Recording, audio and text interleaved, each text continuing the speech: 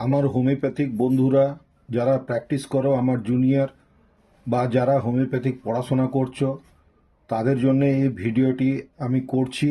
আশা করছি তোমাদের ভালো লাগবে। ভালো লাগলে লাইক শেয়ার দিয়ে সাবস্ক্রাইব করে নিয়ে আমার সাথ দেওয়ার চেষ্টা করো। জয়তু হ্যানিম্যান বলে ভিডিওটি শুরু করছি, কেননা এই মাসটি হ্যানিম্যানের জন্ম মাস। 10 এপ্রিল গেছে ওনার জন্মদিন। যাই হোক, এবারে টপিকসে ফিরছি।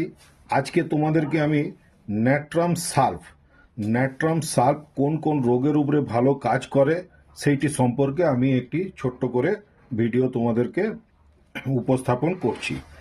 এটা একটা খুবই শক্তিশালী ও গভীর ক্রিয়াশীল ওষুধ। এটি কিন্তু ডিপ অ্যাক্টিং মেডিসিনে আমাদের কাউন্ট হয়।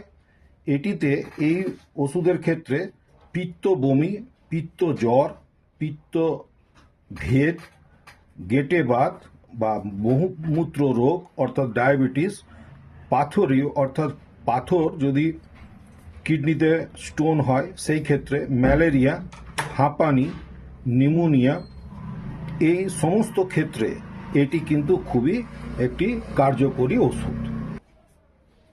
এটি যে কোনো ধরনের পিত্তজনিত রোগের ক্ষেত্রে চমকপ্রদ রেজাল্ট পাওয়া যায়। অর্থাৎ যে কোনো পিত্তজনিত যে কোনো ধরনের রোগ হোক না কেন, অর্থাৎ লিভারের যদি কমপ্লেন থাকে, সেই ক্ষেত্রে কিন্তু এই ন্যাট্রাম সাল্প ওষুধটি খুবই ভালো।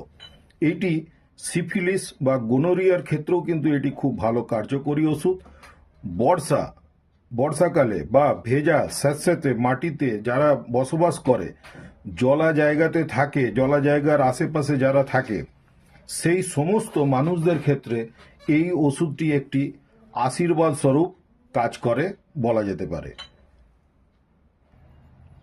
এই ওষুধটি যেমন পোটেন্সি পাওয়া যায় 30-201 ঠিক সেরূপে এটি কিন্তু সোডিয়াম সালফেট, এইটি টাইচুরেশন হিসাবেও কিন্তু পাওয়া যায়।